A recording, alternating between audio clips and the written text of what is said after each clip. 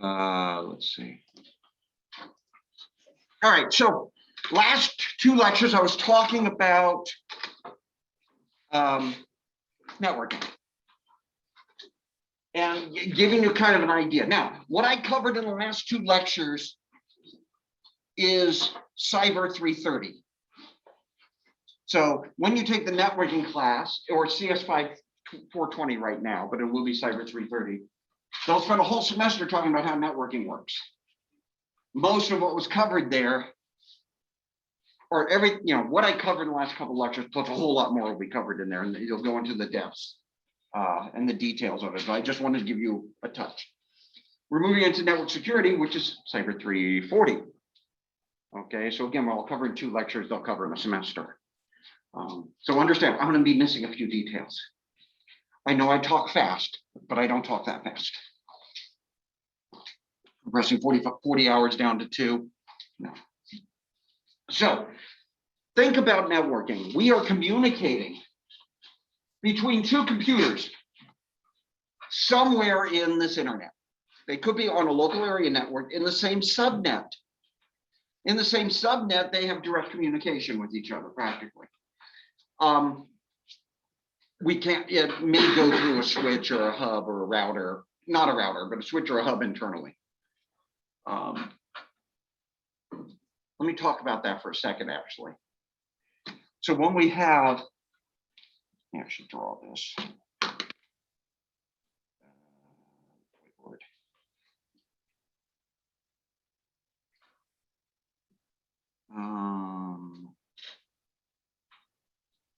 There we go.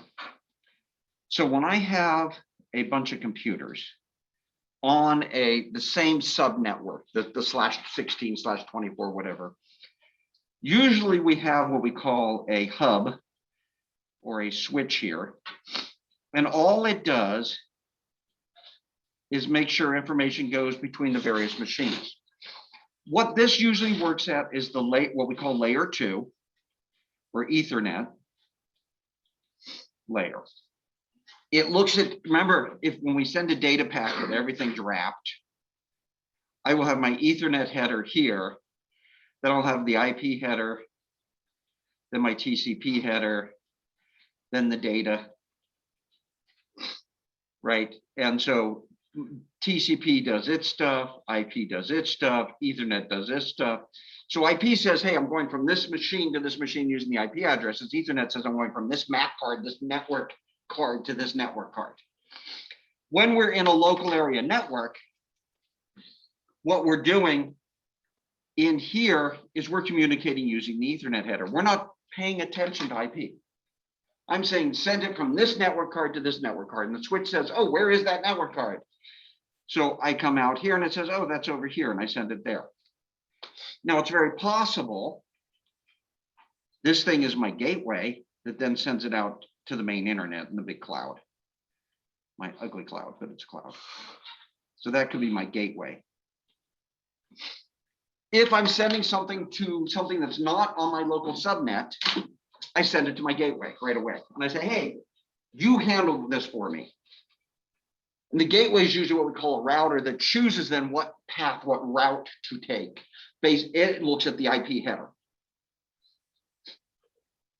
All right. What happens inside here? What do I know? I need to know MAC addresses. And most things, I'm going to just use my IP address. I'm going to say, hey, I'm in 192.168.1.5, and I want to talk to 192.168.1.10.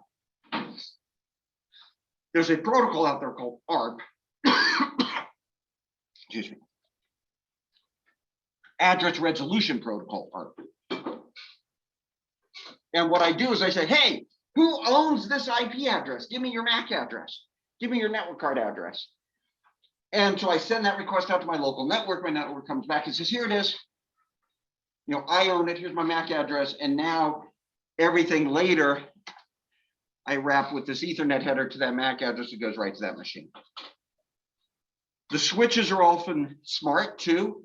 They will see I'm broadcasting saying I'm 192.168.1.5 coming in this way. and it remembers, oh, the Ethernet address associated with that IP address. And says, oh, I last saw this Ethernet address, this MAC address over here. So when a message comes in, I know where to send it.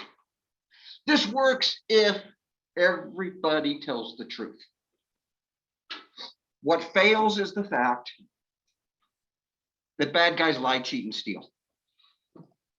Right? And you're gonna hear me say that a billion times because bad guys lie, cheat, and steal.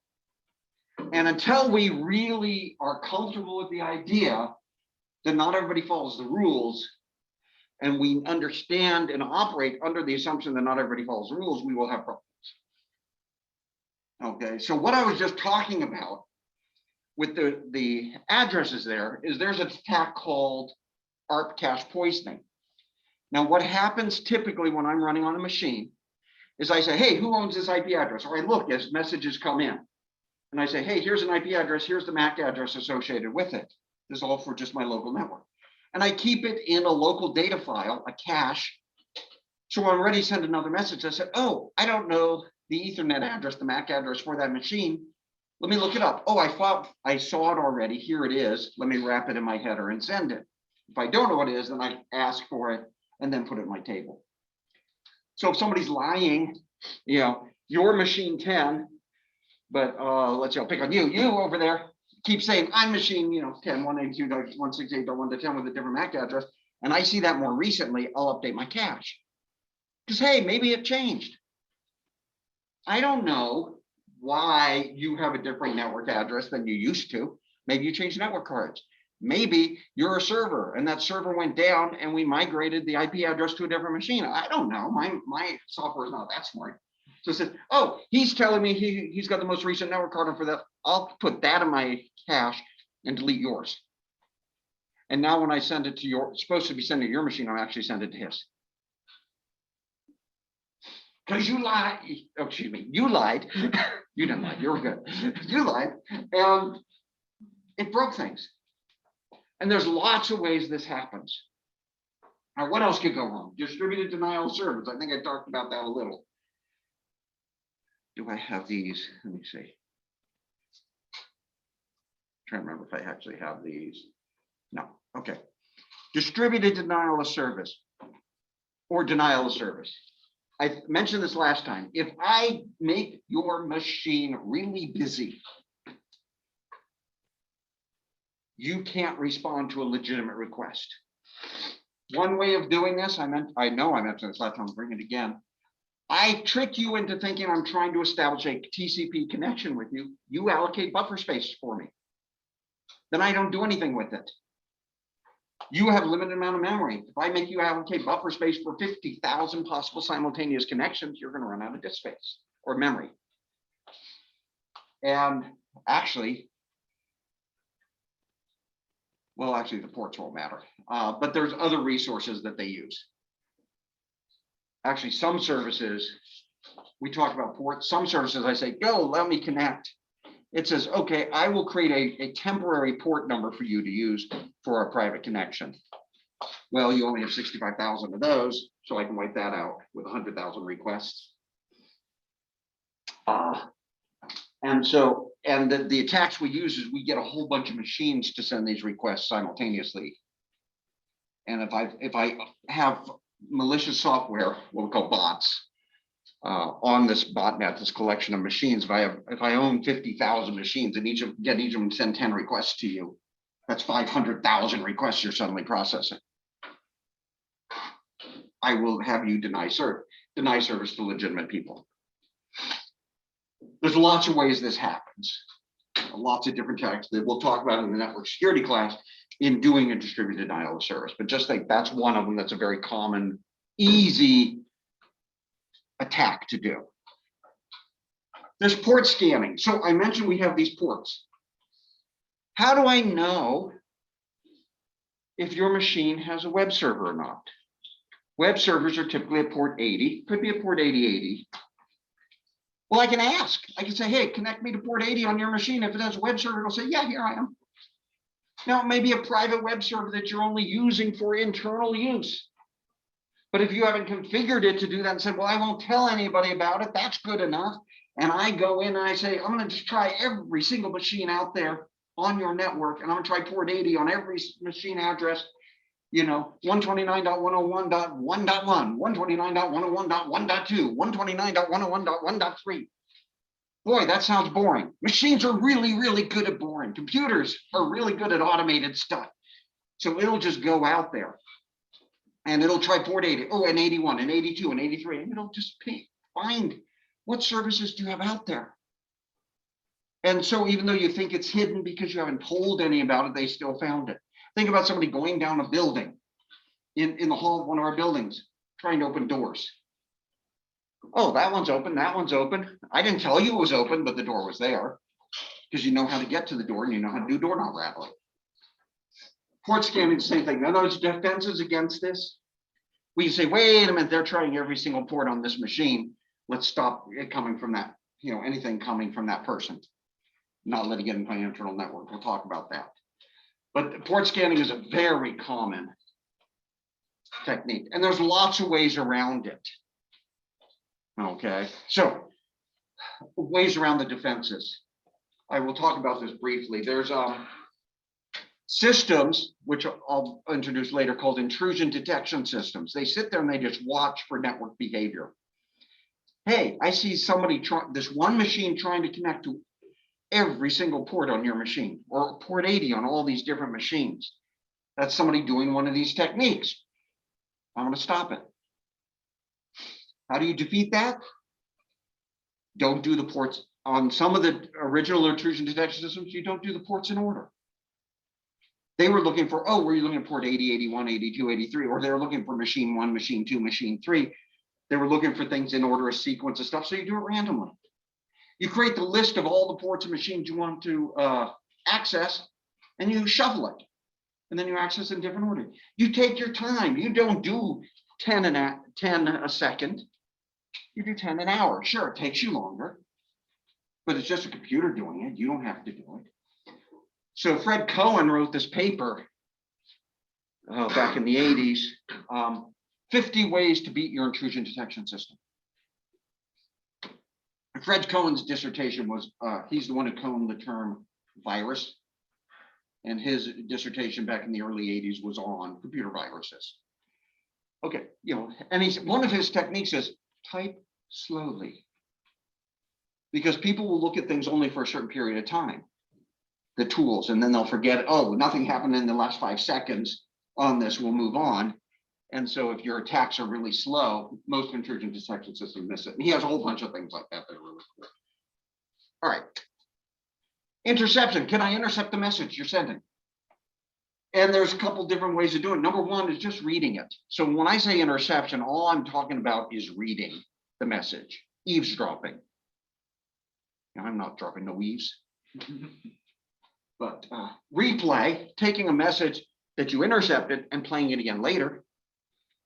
If I can repeat something, maybe you sent your password over to them. I repeat that password. Oh, I'm in. Spoofing or masquerading is actually now where I'm creating a new message and lying about who I am. I'm pretending to have his IP address. I'm pretending to be this Nigerian prince. That's a little higher level. Actually, one I just got yesterday morning. I'm a paid assassin. And I've been hired to assassinate you. But there's something about you that makes me think you're a nicer person than they're saying. Please contact me. And I know if I contact them, they'd ask, well, we are paid so much to assassinate you. If you pay me this much, I'll ignore the payment. That was a disturbing one. I've never seen that one before. Let's see. Hijacking. This is more tricky. Can I find a session you have and take it over somehow? Now that's a question. Let's see if I can do this real quick.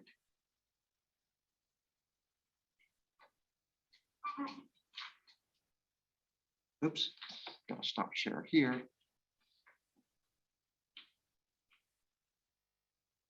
Let's see if this works. Everything on my screen. Well, there we go. This was found in a Nigerian apartment a few years ago. So maybe the Nigerian prince was actually living there and actually telling the truth that he had a closet full of money that he needed help with. I'm not sure. Okay. Sorry, bad joke, but I love that one. It was real. It was drug money. But, okay. How do you prove this? One, remove non-essential services. If your machine doesn't need to have a web server, don't run a web server. If I don't need to have this remote login capability, don't have it on your machine. Now, by default, we've gotten a lot better. It used to be all these services were automatically turned on, or many of them, common services were turned on because just to make life easier for people. There's a tool called NetStat that we can use that tells us what services are running on your machine. I'll be showing these tools later. It tells me the status of network tool, and it could show a list of all the services running on my machine. Okay. Keep your system updated. There are flaws, there are mistakes in the protocols, flaws and mistakes in the services that are running on your machine. That's human nature. It's going to have mistakes. They update them all the time. If your machine's not updated, the attackers now have an attack against that software on your machine. Use a firewall. Okay, this is really important, and I go into more details on these in a bit. But a firewall is a computer that sits between the internet and your internal network. And it looks at everything that's coming in and says, well, no, not you. Not that message, not that one. Yeah, this one's good. Okay. And so if you think the internet's on fire, it's trying to prevent the fire from going from one side to the other. Yeah. There's different types of these: packet filtering, stateful packet abstraction, deep packet inspection, that I will talk about later. I can use a proxy. So if I'm on my internal network, a proxy basically is I log in or I communicate with a specific machine that is the one that talks to the internet. I can do this for email, I can do this web browsing. So my machine is never directly talking to another machine in the internet. It goes through the proxy. The proxy does extra filtering, keeps everything up to date, does some checking for me. And the people on the internet don't know me. They don't have my IP address. They have my proxy's IP address. Use a DMZ, demilitarized zone. So if you think between North Korea and South Korea, there's a stretch of land. You know, when they did the ceasefire of the Korean War, the stretch of land was no military equipment is allowed in there. It was kind of a peace zone. That's a demilitarized zone. So they use that term for the network. It's supposed to be the more peaceful section. It isn't. But the demilitarized zone is a buffer. It's where you put your public facing things like your web server, your email server, things like that. Your internal network. So you have a firewall between the main network and your public facing stuff, your DMZ. And then you have a stricter, a tougher firewall between the servers and the rest of your internal network. Install intrusion detection systems, use a virtual private network. So the idea, and I'll talk about this a little bit, but the idea of a virtual private network is use cryptography to communicate between my computer at home, let's say my laptop when I'm on travel. It encrypts everything on the network and sends it to a specific machine on the campus, which then decrypts that stuff and now sends it internally to campus. It acts like a proxy, basically, as if I was physically on campus. Anybody out on the internet only sees the encrypted traffic. Even people at the hotel where I'm using the wireless. Normally, if I'm just connected to the hotel wireless without using a VPN, unless it's specifically encrypted traffic, they can see everything I'm sending. VPN treats it special. I use special credentials. The login does encryption, yes. What's the distinction between proxy and gateway? So a gateway is for actually controlling the network traffic flow. And so a gateway would be when I send a message, I say I'm sending to Google, it'll help do the routing for everything. So it works at the lower levels. Proxies are application specific. So a proxy will be a web browser proxy, an email proxy, versus, hey, here's how we're routing our IP traffic. They shouldn't be the same machine, sometimes they are. So let's talk about firewall a little further. Because firewalls are very, very useful technology if you use them correctly. It's a device that filters network traffic, what we call these packets, right? These encapsulated headers and data packets. A common way of doing this is just to look at the IP address of the source and destination. Is that allowed? And maybe the TCP ports. Are we allowed to talk? Is that internal machine my web server? Anybody going to port 80 on an internal machine? That I'm assuming that's a web server. That's in my list of authorized web servers. Yes, they can make a request there. Anything else? No. So we can do things like from anywhere in the network from anywhere in the world to anywhere outside. We're going to allow port 22. Port 22 is secure shell. So I'm going to say, hey, let anybody do remote login, secure shell to any machine in my network from anywhere in the world, because I'm assuming they have to use the appropriate credentials to log in. I don't like this one, but you can do this. Does UFI allow that? No. I can log into the machines in my office from home. But yeah, for any of you taking any of our classes, realize you got to do the VPN first. We've decided, no, we're not going to allow this. It has to be from anywhere internal. If you're going to something internal, the 129.101, you have to go from 129.101. So it has to act as if you're inside our local network, that extra level of protection. From anywhere to port 30. Oh, not port 30. From anywhere to this one machine, allow port 80 or port 443. HTTP, HTTPS. Okay. And so only this one internal machine is going to be the one that I allow to be a web server. Or this one from anybody to anybody in the subnetwork, so .35.star. Maybe I'll allow those machines to be the ones we can remote SSH into. So these are different types of rules you'll see on a firewall. Now the firewall will look at every packet that comes in, check the header, and make the decisions. Packet at a time. That's often not enough. And so we'll talk about that. What happens if it doesn't match the rule? So here's a set of rules. From anybody to anybody, block TCP port all. This rule says no TCP allowed anywhere, no UDP allowed anywhere. No ICMP, Internet Control Message Protocols, because that can be used for some spoofing. Here we allow all TCP, here we allow all UDP, here we allow just one ICMP type. Now, firewall rules are processed in order, first come, first serve. The default process now is if it matches the rule and says you're allowed, you go ahead. If it says you're specifically blocked, denied, it stops you. If it says neither, like this first rule talks about TCP. So if it was a UDP packet, that rule said neither, it just works its way down until it gets to the very end. No more rules left. Then it hits the default rules, if there are any.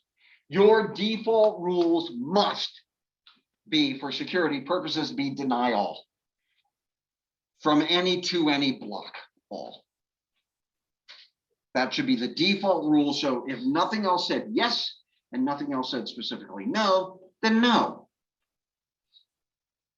Simple, right? Because if your default rule is yes, they're going to find a way in. The original firewalls that came out, they were all just based on blocking. Oh, there's a bad thing. We're going to say no. Otherwise, we're going to let everything in. We quickly learned that did not work. So the idea of a blacklist of these are the things that are not allowed is not sufficient in cybersecurity. It has to be a whitelist. These are the things that are allowed. Specifically, yes, yes, yes, everything else is no. You can hard code in some no's. For example, I want to allow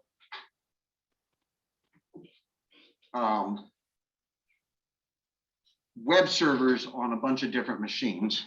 So I set up my web server machine. So I set up this rule.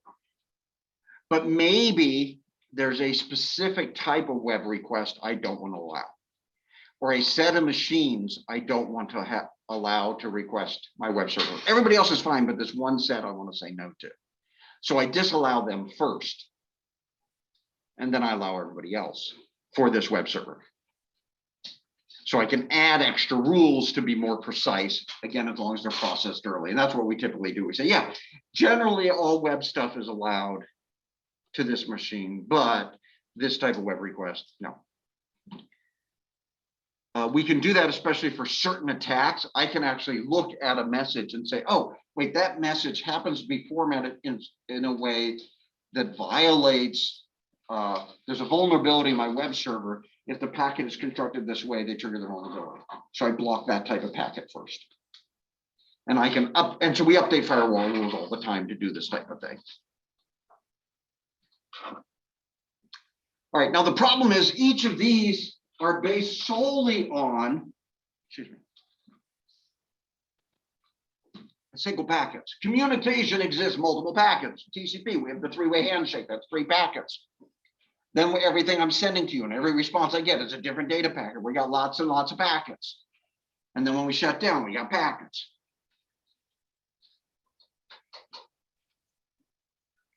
What if I am sending a request from my machine to your web server? So my request from my machine 192.168.1.5 goes off, sorry, that's your machine installed, but anyway, goes off to your machine somewhere, Google's web server. Google responds. The firewall sees my packet going out and says, yeah, he's allowed to talk to web servers. The firewall sees your response coming back to me. Sees something from the internet coming to machine 192.168.1.5 port. I got a random port from my browser, right? Port 3333. The firewall normally would say, no, that's not allowed. Nobody, I don't know what's on port 3333. That's not on my allowed list. Why would I let that in? But it's a response to my earlier request. I went to your port 80, it's coming back and saying, yeah, here's the information. And my firewall says, no, you're not allowed. So typically, what the firewalls do is they say, if it's a new request coming in, a SYNAC, basically, I want to synchronize, I want to do this acknowledgement, it's the first of the 3-way handshake, that's when it makes its decision. If it looks like it's a response to something, it's assuming that I had pre-established that communication and it lets it in. Ah, there's an attack vector. I can get past your door and maybe I can trick the system. So there's a thing called stateful packet inspection where the firewall's sitting there and says, oh, I saw this outgoing request to this web server. I saw this 3-way handshake. I know that these responses coming in are based on something you wanted to do to begin with. Yeah, okay, we're good. And then when it sees the termination, it says it takes that out. So it says there was an established TCP connection or an authorized new connection in the right direction, and then we keep track. So you can see how, hey, we got a great idea. Oh no, it didn't work. And this keeps happening. I get these great ideas of how to set up a network. Then there's an attack. So then I set up a great idea for how to prevent the attack, and they still get around it. Why? Because there's so many ways around things. And unless we explicitly block everything, only allow what we allow and nothing else, they're going to get away with it. So now I'll step aside to another story. I love my stories and I love my children. my oldest one should have been a lawyer. Because he was one who always redefined the rules when he was little. I remember there was somebody talking on TV, and he went and he was touching the TV with his hand, trying to touch the guy's face because the TV was low enough. I was like, oh, don't touch the TV. Then he went back up and he was touching it again. I said, don't touch the TV. I'm not touching it, the pencil's touching it. Then when his younger brother started, his younger brother's 2.5 years younger than him, was learning to walk, you'd see the younger brother, stand up, he's wobbling, and the older brother would come and tackle him. This was a cool thing. And our downstairs, it was kind of circular. You can go from the kitchen to the dining room to the living room, back to the kitchen.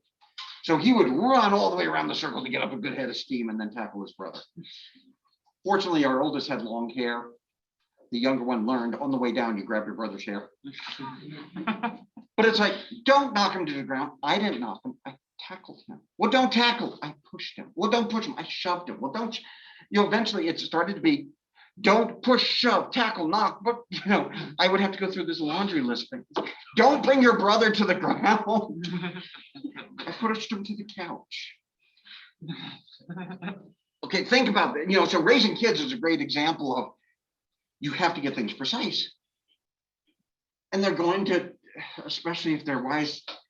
Well, anyway, if they're this way, I'll give one more because, so middle son, now vegetarian, was always a little uncomfortable around the idea of, well, no, let me say, he loved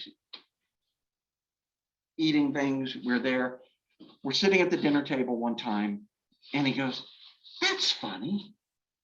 I said, what? He said, we're eating chicken. Yes. Well, that's the same name as this animal. I said, yes, because that's what it is. Eyes went really wide and it's like, no. I said, no, I'm sorry. Yeah, all meat comes from animals. Older brother, no, it doesn't. I said, okay. By then I had learned, because he's probably 6 by then. What do you mean? He said, well, there's the meat of the tomato and the meat of the artichoke. And okay. Most meat comes from animals anyway. Like I said, I think what did it was then that Christmas, he sees me putting the turkey in the oven and realizes what it really was. And that was a vegetarian from then on out. Anyway, feel sorry for him, but he makes really great vegetarian food. His stuffed portobello is awesome. Okay, anyway, but it's these things. It's like, I thought I was being precise. I thought I knew what I was talking about. Nope. Because there's a different interpretation, a different definition. Firewalls. I was talking to somebody who does inspections of power plants. The National Energy Regulatory Committee said, thou shalt have a firewall because they realize there are cybersecurity attacks against, there's the rule, you shall have a firewall. The guy goes to inspect, and this was about 10 years ago. Says, I'm going to inspect, I go to this place. I got my checklist. Do you have a firewall? Yes, we do. He says, let me see it. Well, it's right there. He says, I need to log in and see the rules. What do you mean? And he says, well, I need to see what firewalls rules do you have in place? What are you allowing? What are you blocking? Oh, it was making things too slow, so we just allowed all.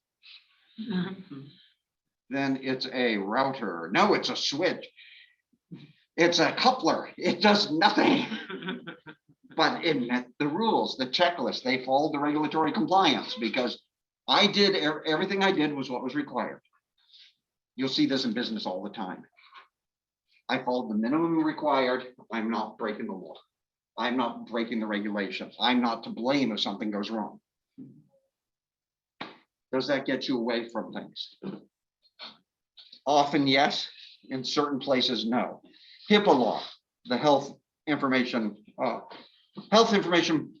Patient Portability Act, whatever, something like that, says you must have due diligence.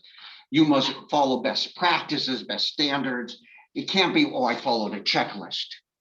Most of the regulations now getting away from the idea you followed a checklist. You are doing your best to protect customer data. You are doing your best within reason to prevent an attack. Okay, so you're not going to do everything. You're not going to stop everything happening, but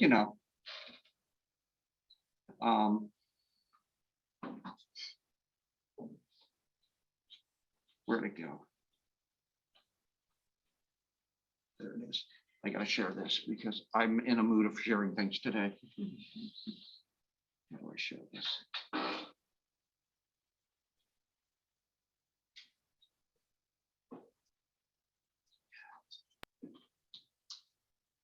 Okay, come on, give me my app.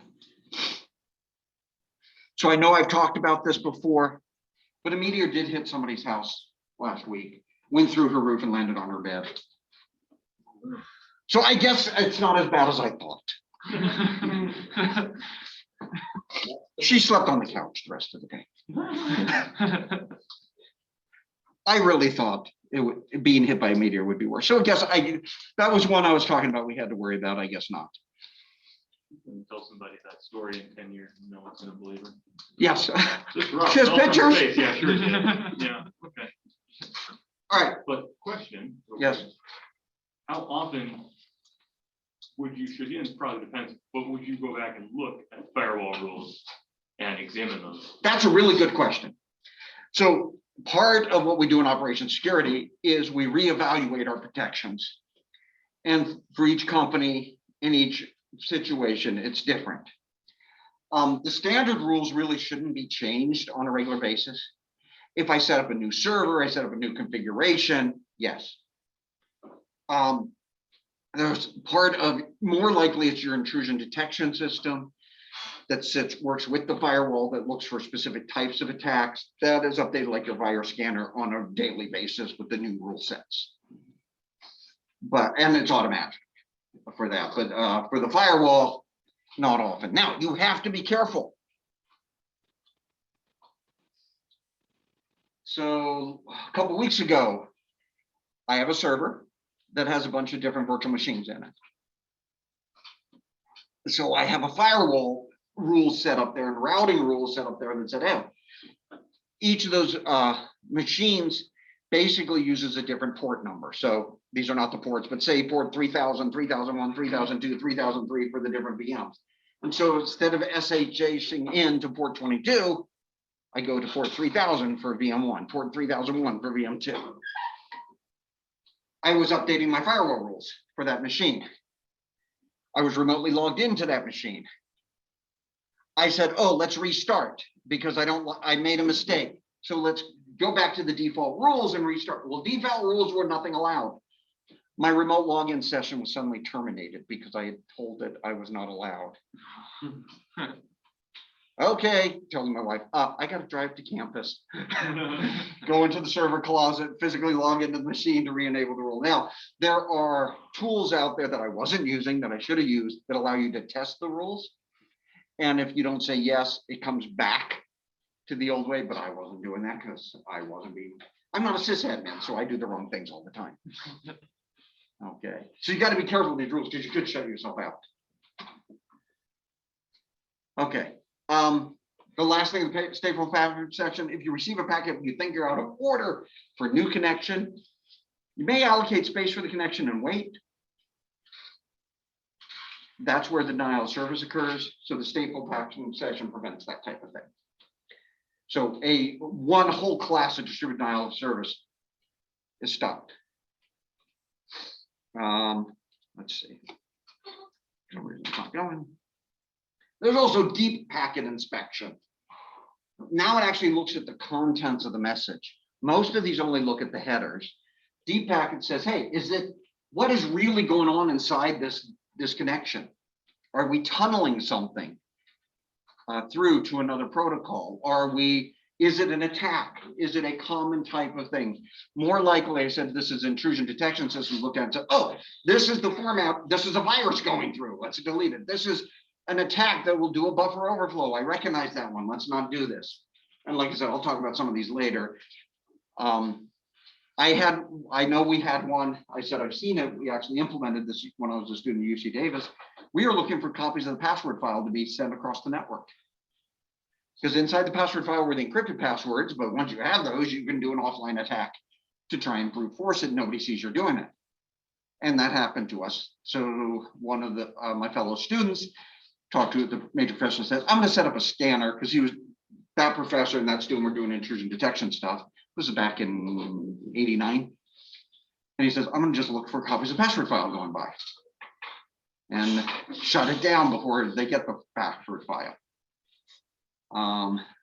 Or at least alert people, hey, somebody just took a copy of our password file. When we get to operating system stuff, we'll talk about how we can prevent that. Other sensitive data being sent. I set one up when I was working at NASA for looking for just large data files, because they had some large data files that end up in a foreign computer system. So are we seeing these large data files being transferred? Let's shut down the connection. The proxy firewall servers, I'd say you log. Wow. There's a typo there. But they log on to, or they connect to the proxy server and ask it to access the internet for them. Common for email servers, prevents spam from getting to the actual server. Common for web browsers. You know, I'm not sending specific. When I log into a web server, it's going to come back and say, hey, what browser are you running? So it can send me the right configuration stuff. Well, maybe I don't want it to know what browser, because if it knows what browser I'm running, it may know what machine I'm running. If it knows what browser I'm running, it may know what version browser I'm running that has a vulnerability in it. Yes.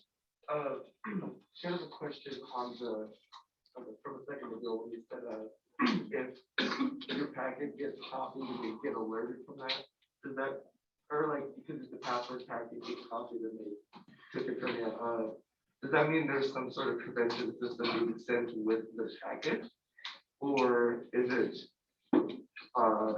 like how is that being? Okay, so the password file, the intrusion detection system we had looks at every data packet going across the network and was scanning content, and it knows the beginning of the password file, what format it is and what it looks like. And so it looked at that and said, oh, found it. Now, an intrusion detection system would say, found it, alert somebody, but it still lets it go. Intrusion prevention system, or a filtering firewall or proxy, would say, hey, that's the beginning of the password file. No, shut down the connection, nothing else allowed in that connection. The smart attacker then sends the password file backwards. So you don't shut it down until the beginning. But the end all the way through the beginning got sent, because that's not the way your rule was written. So you got to be smarter than the attackers. All right, DMZ. As I mentioned, this is this extra layer of protection. We got the internet, much better cloud here than my hand-drawn ones. We got an internet-facing firewall. It says, hey, requests coming in can only go to the web server. Maybe I have an email server. Let's say just web server. I will allow from the internet a VPN connection request, a web server request, and absolutely nothing else as a request. Everything else has to be a response to something from my internal network. That's cool. So the requests come in here. Once I get to the firewall, what's allowed in? Maybe requests from the web server. Why? Well, maybe it's an e-commerce server and they have to actually process the orders and the credit card stuff and everything. So that gets sent through here to the database extra protected. The database only receives requests directly from the web server. The web server receives requests from the internet. And it could be from the internet here or from the internal machines to the web server too, because hey, my own employees may need to use the web server. Assume your web server is throwaway. Assume that all the content on the web server is read-only. And you have a backup of it somewhere, and at any point in time, you can put it on physically on a different machine, upload new content. Often nowadays, we actually will do these web servers out on the cloud. Any machine can be serving them. But again, it goes down, something goes wrong, you pop up another one, no problem. Avoid the denial of service attacks. And if they break into the machine and deface your website, which happens all the time, apparently it just happened to one of Donald Trump's websites. They got in and put some stuff from the Turkish president on there. Happened to Joe Biden's a couple months ago. Same group. They're just hitting different politicians. But we're defaced. Let's upload the new data, the old data. Anyway, so this is less trusted. Stuff from the internet is interacting with it, but not directly interacting here. Intrusion detection system monitors your network to see if there's a problem. There are things which we call signature-based. These work by looking for known patterns of network traffic. They require some expertise to write, but there's a huge community out there writing them all the time. So let's see if this link actually works. I just realized I didn't double check it earlier today.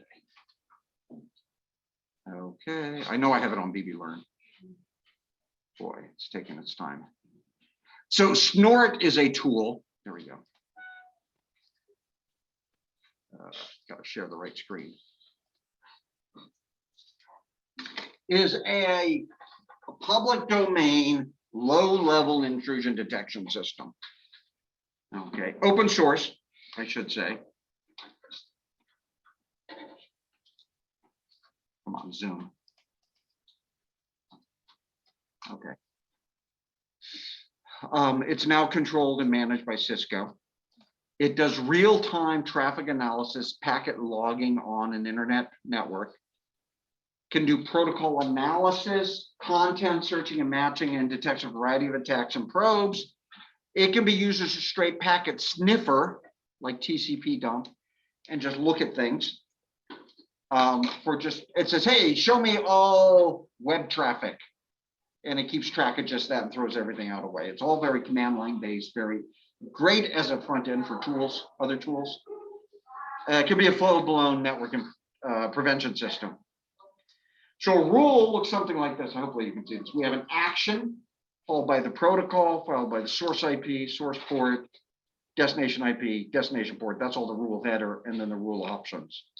So we could say, hey, here's our action. Alert on TCP port from some, this is just the general, what do we define as the external network? It's a wildcard matching thing. What are the allowed network ports? Web ports, and then this is any. So basically, I'm actually going to an external web browser.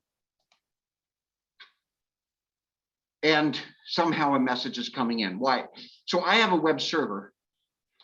The alert here is looking for an attack against my browser by doing some attack against my cache. So it says, oh, you're talking to a web server, but the web server is doing something weird. So here's a message we sent, here's the flow to the client, previously established connection. Here's the information we want. There's some content in here. This is a, pcree is a regular expression format.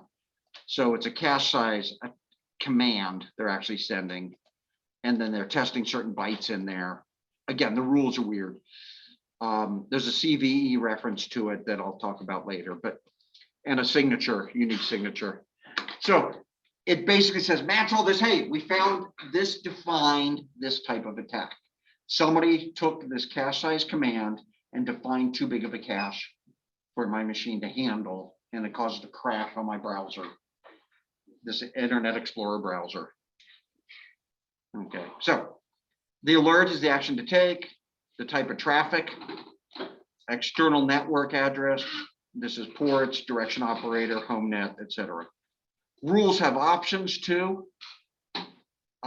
Messages that can be shared, human readable messages, the flow of the rule, the reference class type, unique identifier for the rule in the Snort community, and some other things.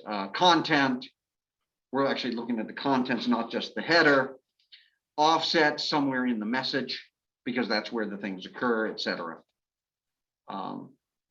Anyway, it's writing Snort rules, like I said, is hard. You might end up having to do this in a lab for network security because it's free tool and you can do this and we set things up. Anyway, I find it interesting. The first intrusion detection system I wrote was called SNIF. You know, so securing network information flow is what we had. Snort actually was invented later, much better than ours. Mine was when I was working with NASA back in 93. Do they all deal with noses?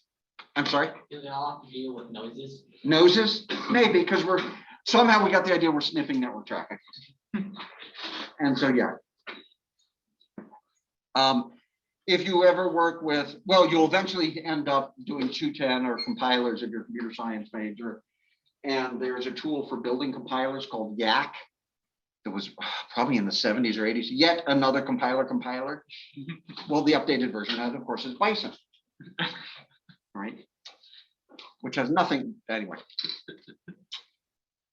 I guess Wireshark isn't named after noses. Good point. Wireshark is not named after Gnosis. Okay. There's an anomaly-based intrusion detection system. So instead of looking for known patterns, hey, I know this is what this type of attack looks like. Let's look for unexpected behavior. Alice always works 8 to 5. System sees Alice logging in at 1 a.m. That's suspicious. Bob routinely visits the internet and downloads files. Bob is now uploading very large files. That's suspicious. How do we know what's normal behavior? If you're at a university, forget it. But if you're at a bank, or if you're at a business that always does the exact same thing all the time, very standard, yes, you've got normal behavior. I remember when I was a student, we had somebody from the Department of Defense coming and talking to us about security. And this is back in the about 1990 timeframe. And he was like, yeah, and you shouldn't allow anybody to install new software on their computers. And all the students were aghast. And the professors do, we do this all the time. Of course, we're going to install new software. We write half of it. And the guy's like, no, you can't do that. That's not what you, because he's thinking military mindset and you're very fixed rules and very, took a while to understand finally, we're talking about two different worlds. The business world, the corporate world. One, if I'm writing new software for a company, there should be a very precise process to install it on the network, and it better be after it's completely tested. We have our developer network, we have our production network, and the production one is sacrosanct. You don't update it unless you have to. And you update it very precise rules because that breaks your business if it's wrong. But your developer network, hey, that's where you can do almost anything. Okay. That's where a lot of attacks occur on the developer network because they install tools, they test them. Oh, I don't need it. They leave it running forever. Never update it again. The anomaly-based systems that are monitoring these have to figure out what's going on. And they check. Some of them are host-based. Let's see what's going on in your machine. Most are network-based. Let's see what goes on your networks. Let's set up the rules. Now, let's say I wanted to set up a set of rules in a network, and I want to re-subnet our network. Well, if I know these two machines are always talking, maybe they should be on the same subnetwork. If I know that my machine always talks to this set of 3 servers, but never any other server, maybe it'll disable me from talking from any other server. And I know there was a project I got involved in many years ago where we were monitoring what was going on using an anomaly-based intrusion detection system so that they could learn what their people were doing so they could define new firewall rules and redesign their network. They were actually using intrusion detection to learn what people normally did. We broke their system because we set everything up. We told them how to do it. They did it. But there was a group off doing training at the time they monitored the network and trained it. And then when that group came back, well, you weren't on what we normally see in the network, so we disabled everything. So. What if there's a disaster? What if the operator is now trying to shut down a system they normally never access? How do we deal with this? I was talking to somebody from Schweitzer Engineering. He says, power grid, you get a failure, right? A hurricane comes through. People are going to bring up the power grid, right? You've got operators from around the country who go to the disaster areas to help. So we'll have people from a Vista down in Florida, and there's no Vista in Florida, helping whatever their power grid is, get things up. You have operators who have no access, no permission, physically in a place, trying to get things up and running, and we have to allow it. What do you get in this recovery mode? How do you deal with it? Anomaly-based would say, no, you're done. Safety and reliability says, I gotta let this guy do his job. So these are things to think about. Normally industrial control systems are very fixed. And we know this machine talks to this machine, that's it. It's these exceptional cases that can cause problems. Yes. In that case, could you like make a rule where if some level of authority can like clear it, even though it was blocked by the firewall initially, like it'll allow special access? Yeah, they actually have a rule that is a recovery mode configuration for the firewall or for the login, everything. It allows basically anybody who has physical access to the device to do whatever they want. Then once everything's up and running, they come back and reinstall the more standard rules. One by one. That's exactly what they do. There was a manufacturing plant in England where same type of thing. There was an accident and the operator was trying to do a shutdown of the system. The requirement was you shut down machine A first or device A first before you shut down device B. Well, device A was on the broke. He couldn't shut it down. So he was trying to shut down device B and the system was like, nope, you're not allowed. You didn't shut down A first. We're going to protect you from yourself. He had third-degree burns after the explosion. He was trying to shut it down. For IDS rules, Yes. is that something that humans monitor and figure out, or is that something where like an AI looks at the monitor over the course of a month and then suggests rules? So the anomaly based, usually it's an AI, usually AI based pattern matching, and then a human reviews. The snort based rules or others, usually it's also, we have the community out there, people install, these are the ones I need or want.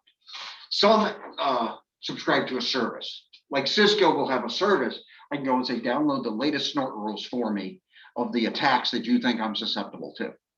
And so usually that's the way we'll do it. Now, where do we put this intrusion detection system? It's looking for bad things. It takes more time than just looking at the headers. I'm going to put it inside my internal firewall. Why? Because there's a lot of bad. I don't want to monitor everything that's going on the internet, even if it's just at my outside firewall. I don't even want to monitor everything that's going on internally here. I want as much filtered as possible, so I'm only looking at things that can actually affect my machines because the firewall stopped them. If it got through the firewall, I'm worried about, maybe. If they get through the firewall, I don't care. So that's usually where we put it. And we put it as an intrusion detection system, it just sends up alerts. Hey, I saw something bad, you deal with it. Where an intrusion prevention will be integrated in the firewall, will actually shut things down. Depends how protected you want to be. But if intrusion protection system actually shuts down things, the wrong things down, you might have problems.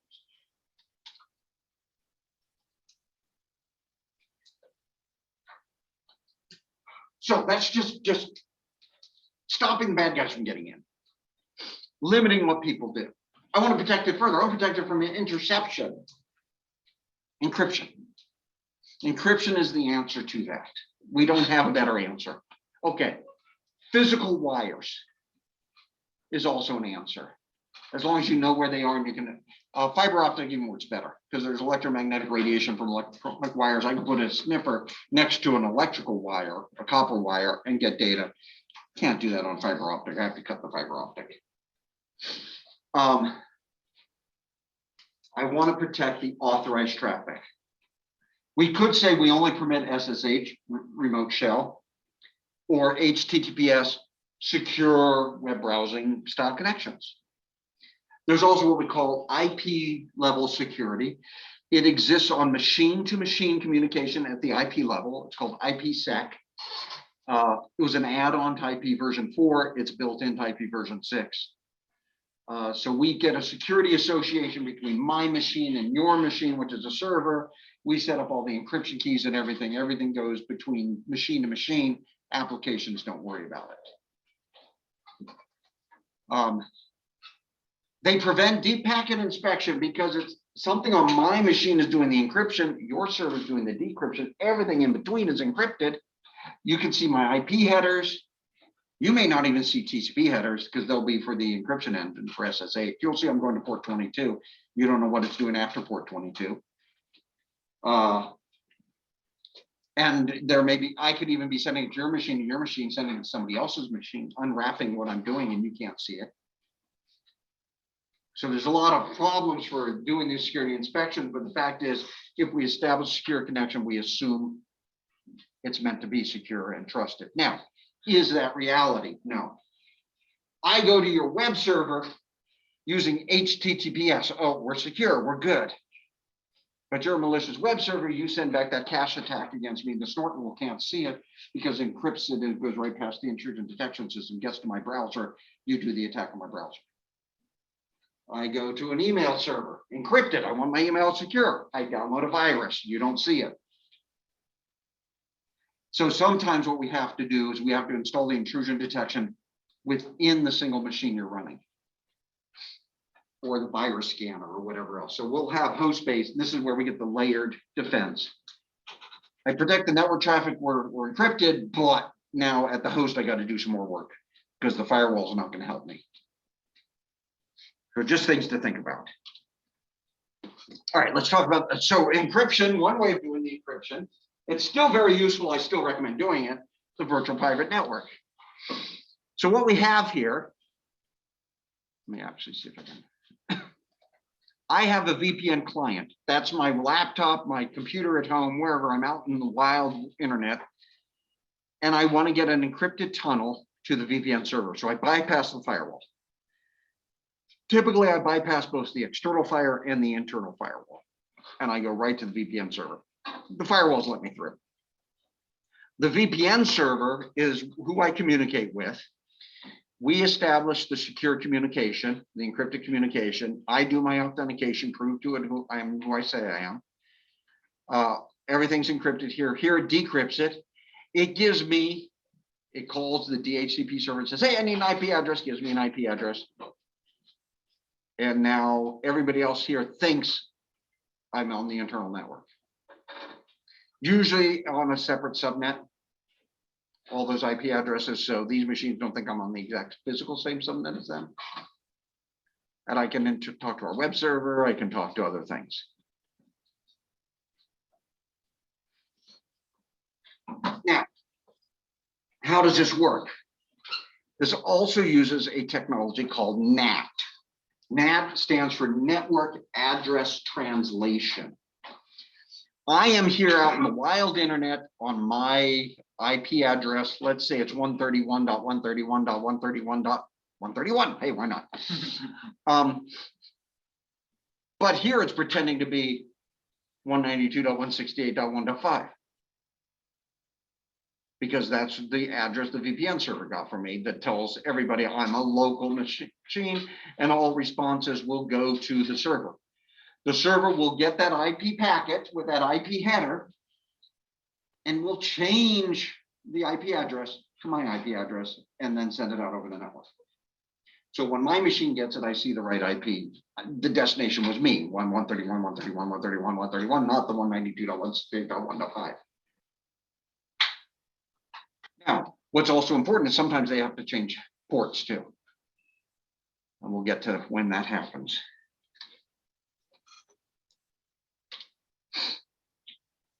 Okay, so further example, my research lab has 10 different computers inside my office, all share one external IP address through the router in my office. This happens to you at your home if you have a Wi-Fi router or something connected to the internet. You have one in there, all your devices inside your, your phone, your printer, your smart TV, whatever, have internal addresses, probably 192.168.1. something addresses. And they get translated to an external address. What if I have two machines in my house, my son's machine and my machine. They both talk to the operating system and say, hey, we want to go to Google. So we both go to Google at the same time, Google's web server. So we have the exact same IP address and port we're going to. We ask our local machine, okay, I want to connect. Give me a local port. Both happen to coincidentally give us port 4000. So my machine 192.168.1.5, his 192.168.1.6. Go send a request to Google, gets to our router changes it to my public network address 131.131.131.131. but they're both using the same port. When the response comes back, it comes back to 131.131.131, port 4000. It wouldn't know which internal machine to send it to. So NAT also has to say, oh, I'm changing the responding TCP port. And so it does this mapping. It also allows me to do things manually and say, this is the mapping you're going to do. So the one in my office, it comes into the office address, says, hey, port, say 5000. And it says, nope, that's really internal machine 5's port 22. So I SSH into the external machine port 5000 and remaps it to internal machine SSH port 22, and that's how I get in. Is there a question? Why isn't the MAC address taken into consideration before getting a new identifier? Okay, so MAC address is machine to machine, Oh, machine. right? So my machine to the router in my house absolutely uses MAC address. But from my machine, my router, that has its own MAC address to the world, which only my internet service provider sees. Nobody else sees it. But yeah, so it comes back IP address. And again, Google doesn't know these are different Computers. Actually, Google sees 2 requests from the exact same IP address with different ports. And Google will treat those separately because it knows it has to.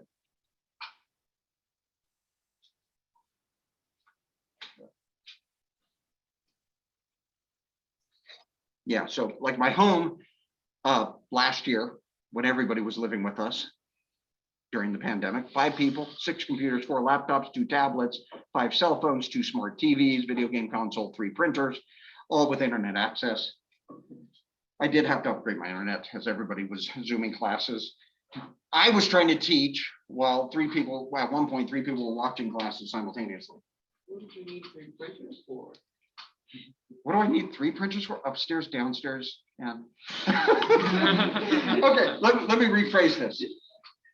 My son moved back in with us and brought his printer with him. I had set up a personal office in my basement last year since I was 100% remote. So I had my work printer, and then there was the family printer in the upstairs office. So yes. And my son downstairs said, well, I'm down here because we have a daylight basement, but that's where his bedroom is. Says, I'm gonna just set up my printer here so I don't have to go upstairs and print things there when I'm doing my homework. Because I'm in grad school, I'm gonna be doing a lot of printing. I'm gonna just use my printer. So yeah. Why do I only have 5 cell phones? Well, yeah. 1 video game console, actually only 1 on the internet. Yeah. We probably have more than that. Oh yeah, my dish. Dish TV also has internet access. I don't think we don't have a smart toaster. I refuse to do that. So, all right, let's see. So here's a better example of this. NAT address translation. So like this machine says, hey, I'm going to go to www.yahoo.com. Here's my source IP. So I'm 192.168.1.3, port 3855. I'm going to the Yahoo's website. Goes up here to the table. It says, hey, here's our public address. I'm going to pick a new port for you. And sends it off to Yahoo. Right. And so my NAT device on this side, this is my default gateway, it's usually a .1. Here's my public address, and it does all the translations for me. So it goes off to Yahoo, port 6282. Yahoo responds. I thought I had it graphics. Yahoo responds, port 6282. This translates it back to port 3855. Works really well. Like I said, you can hard code in certain translations. And so you can open up and do port address translation in your router. All right, I'm going to stop there. We'll finish the slides next time, and then I'll go over some demo stuff too. Any questions? So if you did not get back your exam when I handed those back the other day, I do have them with me.